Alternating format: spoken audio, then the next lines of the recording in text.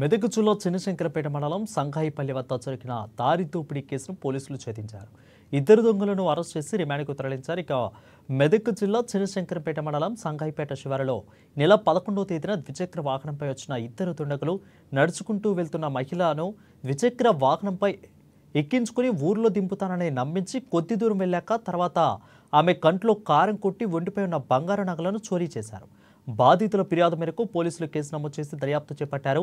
ఇక శివంపేట మండలం తిమ్మాపూర్ గ్రామానికి చెందిన ఒగ్గు కమలమ్మ తన బంధువుల ఇంటికి జాతర ఉత్సవాలకు వెళ్లి వస్తున్న క్రమంలో ఈ దారి దోపిడీ జరిగినట్లు తెలిపారు.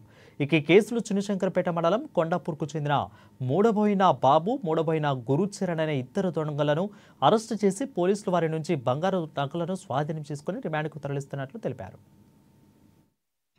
11వ తారీఖు మధ్యాహ్నం తిమ్మాపూర్ గ్రామం నుంచి గ్రామము శివంపేటకు చెందిన ఒగ్గు కమలమ్మ అండ్ ఆమె భర్త వీళ్ళకిద్దరికి 60 సంవత్సరాలు 65 సంవత్సరాలు ఉంటాయి. ఇప్పటికి వాళ్ళు సంగాయపల్లికి వాళ్ళ బంధువులు ఉంటే అక్కడ జాతర ఉంటే అక్కడికి రావడానికి బయలుదేరి వచ్చారు. గౌలపల్లి క్రాస్ రోడ్లో బస్ దిగి నడుచుకుంటూ సంగాయపల్లికి వెళ్తుంటాయి.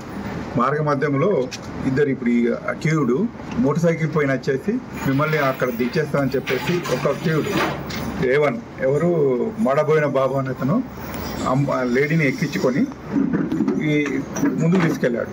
మిగతా ఈ అక్యూడు ఇంకొక అక్యూడు ఈ ముసలాయనతో ఇద్దరు నడుచుకుంటూ పోయారు.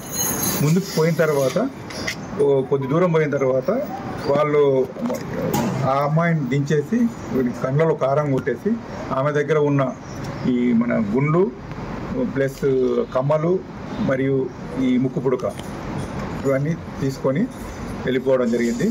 దీంట్లో